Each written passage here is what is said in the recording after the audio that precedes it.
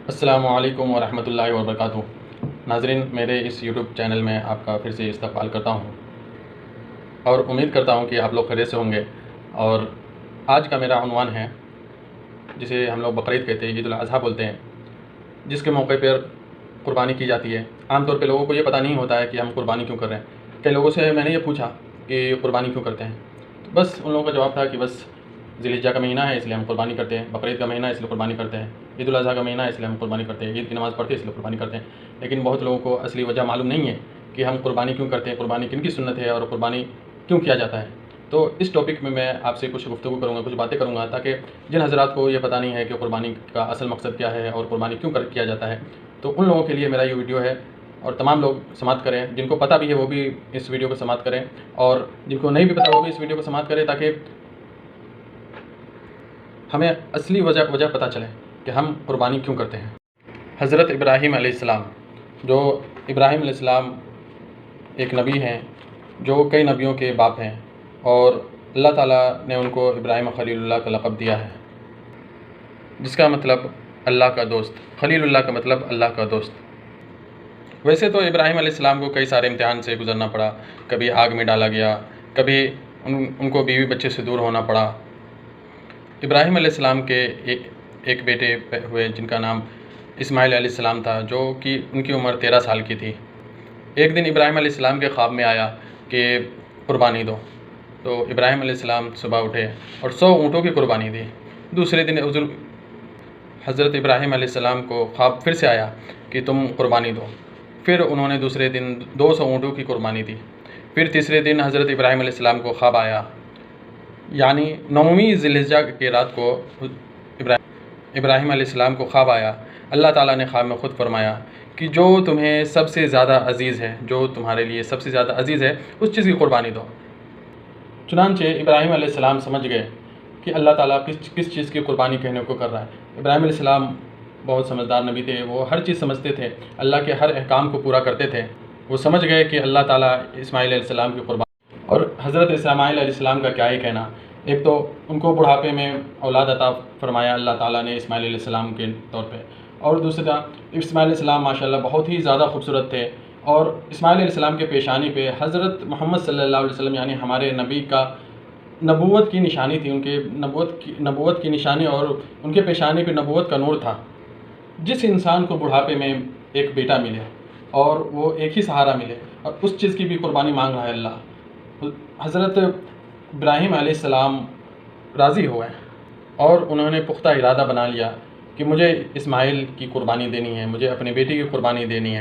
انہوں نے اللہ کو راضی کرنے کے لیے اپنے بیٹے کی قربانی دینے کی سوچ لی، جو کہ اکلوتا بیٹا تھا، اور انہیں بڑھاپے کی عمر میں اللہ تعالیٰ نے ایک بیٹا دیا تھا، اور بیٹا بھی اتنا خوبصورت، اتنا حسین و جمیل کہ ابراہیم علیہ السلام اس سے بہت زیادہ پیار کرتے تھے۔ اور ابراہیم علیہ السلام نے اللہ کی رضامندی کے لیے اپنے بیٹی کی قربانی کرنے کا سوچ لیا۔ دوستو، غور کرنے کی بات ہے کہ حضرت ابراہیم علیہ السلام، جن کو اللہ تعالیٰ نے بڑھاپے میں بیٹا دیا تھا، انہوں نے اللہ کے حکم کے مطابق اپنے بیٹے کی قربانی کرنے کی سوچ لی۔ اور ہم یہ غور کریں کہ ہم اللہ کی رضامندی کے لیے کیا کر رہے ہیں۔ اللہ کے احکامات کو، چھوٹی چھوٹی احکامات کو بھی ہم نہیں پورا کر پاتے ہیں، جو اللہ تعالیٰ کے حکم کے مطابق چلنے والی ہے۔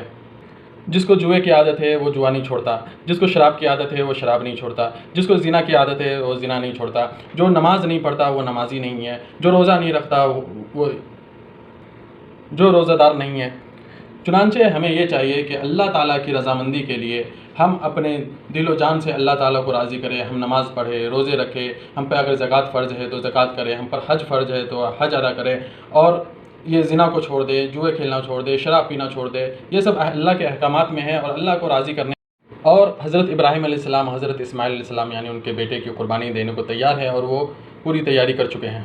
پھر ابراہیم علیہ السلام نے دل میں یہ سوچا کہ اگر ان کی بیوی حضرت ہاجرہ کو پتہ چلے گا تو کیا پتہ وہ روک دے، کیا پتہ وہ منع کر دے، یا پھر وہ کچھ خلل کا ذریعہ بنے۔ اس لیے ابراہیم علیہ السلام نے اپنی بیوی حضرت ہاجرہ سے فرمایا کہ حضرت اسماعیل کو تیار کر دو، ہم اسے بڑھیا سے بڑھیا دعوت میں لے کے جا رہے ہیں، کسی کی دعوت آئی ہے۔ چنانچہ حضرت ہاجرہ حضرت اسماعیل علیہ السلام کو بہت اچھے سے تیار کرتی ہیں، نئے نئے کپڑے پہناتی ہیں اور ان کو رخصت کرتی ہیں، اور ابراہیم علیہ السلام کے ایک ہاتھ میں چھری اور دوسرے ہاتھ میں ان کا لڑکا، ان کی انگلی پکڑ کے لے جا رہے تھے۔ راستے میں چلتے چلتے شیطان نے انہیں دیکھا کہ ابراہیم تو صحیح میں جا رہا ہے اپنے بیٹے کی قربانی دینے، تو وہ سب سے پہلے بابا کی بھیس میں بن کر وہ حضرت حاجرہ کے پاس آیا اور حضرت حاجرہ سے فرمایا کہ تم جانتی ہو کہ یہ ابراہیم تمہارے بیٹے کو لے کے کہاں جا رہا ہے؟ حضرت حاجرہ نے فرمایا کہ وہ تو قربانی، معاف کیجیے گا، حضرت حاجرہ نے فرمایا کہ وہ ان کو بہت ہی بہترین دعوت میں لے، اور بابا سے یاد آیا ان باباؤں کا کیا کہنا جو مزار کے نام پر پیسہ وصولی کرتے ہیں اور لوگوں کو ورغلاتے ہیں کہ قبر کا سجدہ کرو، قبر پہ چادر چڑھاؤ، اور کئی طرح کے بابا ہوتے ہیں جو انسان کو اصل دین سے یہ پھراتے جا رہے ہیں، اصل دین سے موڑتے جا رہے ہیں، اس کو بدعت کے راستے پہ لے کر جا رہے ہیں، ان کو شرک کے راستے پہ لے کر جا رہے ہیں تاکہ ان کا دھندا چل سکے۔ چنانچہ آج کل باباؤں کا یہی دھندا بن گیا ہے کہ سب سے پہلے عورتوں کو ورغلاتا ہے اور ان سے چادروں کے پیسے مانگتا ہے اور مزاروں پہ جانے کے لیے کہتا ہے، تو ان سب چکر میں نہ پڑیں، صرف اللہ اور اللہ کے رسول صلی اللہ علیہ وسلم کے احکام کو پورا کریں۔ تو شیطان حضرت حاجرہ کے پاس آیا اور ان سے فرمایا کہ تم جانتی ہو کہ تمہارے بیٹے کو تمہارے شوہر کہاں لے کے جا رہے ہیں؟ حضرت حاجرہ نے فرمایا کہ میرے بیٹے کو میرے شوہر دعوت میں لے کے جا رہے ہیں۔ تو شیطان نے بولا کہ نہیں، تمہارا شوہر ابراہیم جو اسماعیل کو ذبح کرنے کے لیے لے کر جا رہا ہے۔ تو حضرت حاجرہ ہنس پڑی اور بولی کہ کوئی باپ ایسا ہوگا جو اپنے بیٹے کو قربانی کرنے کے لیے لے جائے، ذبح کرنے کے لیے لے جائے؟ تو شیطان نے کہا کہ وہ اسماعیل کو اللہ کے راہ میں قربان کرنے کے لیے لے کے جا رہا ہے جو اللہ کا حکم ہے۔ تو حضرت حاجرہ نے بولا کہ اگر اللہ کا حکم ہے تو ایک کیا 100 اسماعیل اگر میرے پاس ہوتا، 100 بیٹے ہوتے تو میں 100 بیٹے کو قربان کر دیتی اور ساتھ میں خود بھی اللہ کے راہ میں قربان ہو جاتی۔ اور انہوں نے ایک کنکر اٹھایا اور شیطان کو مارا، اور اس جگہ پہ آج بھی شیطان کو کنکر مارا جاتا ہے۔ جب لوگ حج کے دوران حج کے لیے جاتے ہیں تو آج بھی اس چیز کو لوگ پورا کرتے ہیں جو شیطان کو پتھر مارتے ہیں۔ پھر شیطان حضرت اسماعیل علیہ السلام کے پاس گیا اور بولا اے اسماعیل، کیا تم جانتے ہو کہ تمہارے بابا تمہیں کہاں لے کر جا رہے ہیں؟ تو حضرت اسماعیل علیہ السلام نے فرمایا کہ میرے ابو مجھے دعوت میں لے کے جا رہے ہیں، آج میں دعوت کھانے جا رہا ہوں۔ تو اس شیطان نے کہا نہیں، وہ تمہیں ذبح کرنے جا رہے ہیں۔ تو حضرت اسماعیل علیہ السلام نے فرمایا کہ بھلا وہ مجھے کیوں ذبح کرنے کے لیے لے کے جا رہے ہیں؟ تو شیطان نے انہیں کہا کہ اللہ کا حکم ہے کہ وہ تمہیں اللہ کے راہ میں ذبح کرے، اس لیے تمہیں وہ ذبح کرنے کے لیے لے جا رہے ہیں، تمہاری قربانی دینے جا رہے ہیں۔ تو حضرت اسماعیل علیہ السلام نے بہت ہنس کر کہا کہ ایک اسماعیل تو کیا، اگر 100 اسماعیل اس جگہ پہ ہوتا تو میں 100 جان سے اللہ کی راہ میں قربان ہونا جاتا، اللہ کی راہ میں 100 جان سے میں قربان ہونے کو تیار ہوں۔ چنانچہ حضرت اسماعیل علیہ السلام نے بھی کنکر اٹھا کر شیطان کو مارا اور شیطان وہاں سے چلا گیا۔ پھر شیطان حضرت ابراہیم علیہ السلام کے پاس گیا اور ابراہیم علیہ السلام کو کہنے لگا کہ اے ابراہیم، تمہیں اللہ تعالیٰ نے اتنے بڑھاپے میں بیٹا کا سہارا دیا ہے اور تم اسے بھی قربان کرنے کے لیے جا رہے ہو؟ تو ابراہیم علیہ السلام نے بھی اس کو للکارا اور بھگایا اور بولا کہ ایک اسماعیل تو کیا، میں 100 اسماعیل بھی ہوتا تو میں اس کو اللہ کی راہ میں قربان کرتا۔ چنانچہ اب اس مقام پہ پہنچے اور حضرت اسماعیل علیہ السلام کو بولے کہ اب میں تمہیں اللہ کی راہ میں قربان کرنے جا رہا ہوں، یہ اللہ کا حکم ہے۔ تو اسماعیل علیہ السلام نے ابراہیم علیہ السلام کو فرمایا کہ بابا میرے ہاتھ اور پیر کو مضبوطی سے باندھ دیجیے اور اپنے آنکھوں پہ پٹی باندھ لیجیے، کہیں ایسا نہ ہو کہ آپ کی نظر میرے معصوم سے چہرے پہ پڑے اور آپ اللہ کے احکام کو بھول جائے اور میرے معصومیت کو دیکھ کے مجھے چھوڑ دے اور اللہ کے احکامات کو پورا نہ کر پائیں۔ اب ابراہیم علیہ السلام حضرت اسماعیل علیہ السلام کے ہاتھ اور پیر کو باندھتے ہیں مضبوطی سے اور ان کو لٹا دیتے ہیں اور ان کے سینے پہ گھٹنے رکھ کر اور چاقو کو پتھر میں تیز کرتے ہیں، اور جیسے ہی چلانا چاہتے ہیں چاقو کو تو چاقو اللہ کی طرف سے حکم آتا ہے کہ اے چاقو، اگر تو نے اسماعیل علیہ السلام کے ایک بال کو بھی نقصان پہنچایا تو اس قیامت کے دن میں تمہیں جہنم میں ڈالوں گا اور تجھ سے حساب کتاب لوں گا۔ اس منظر کو دیکھ کے ساری زمینیں کانپ اٹھی، سارا آسمان کانپ اٹھا کہ آج ایک بیٹے کو باپ قربان کرنے جا رہا ہے اللہ کی راہ میں، اور سارے فرشتے رونے لگے۔ اتنے میں اللہ کا حکم آیا جبرائیل علیہ السلام کو کہ اے جبرائیل جلدی سے جا اور دمبا لے کر جا۔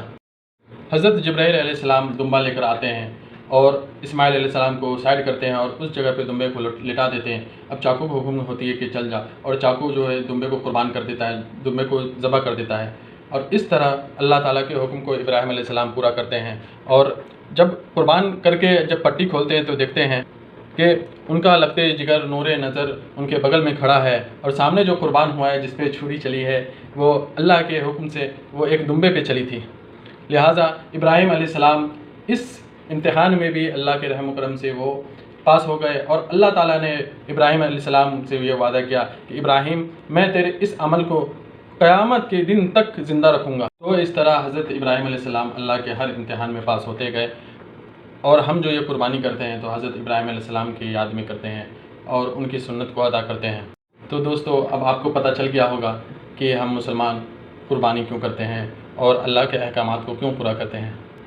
تو ابھی کے لیے میں اجازت چاہتا ہوں آپ سے۔ اللہ تعالیٰ آپ لوگوں کو خوش رکھیں اور میرے لیے بھی دعا کریں، اور میرے چینل کو سبسکرائب کر لیں تاکہ اس طرح کی مزید ویڈیو آپ تک پہنچتی رہے، اور بیل آئیکن کا بھی بٹن دبا دیں کہ جو سب سے پہلے میرا ویڈیو آپ کے پاس پہنچے۔ جو بھی ویڈیو میں بناتا ہوں اس پہ کمنٹ کریں، اگر کچھ غلطیاں ہوں تو اس پہ کمنٹ کر کے آپ مجھے بتائیں کہ آپ نے یہ غلطی کی ہے تاکہ میں اس غلطی کو سدھار کروں۔ اللہ تعالیٰ آپ کو جزائے خیر عطا فرمائے۔ آمین ثم آمین۔ وما علینا الا البلاغ المبین۔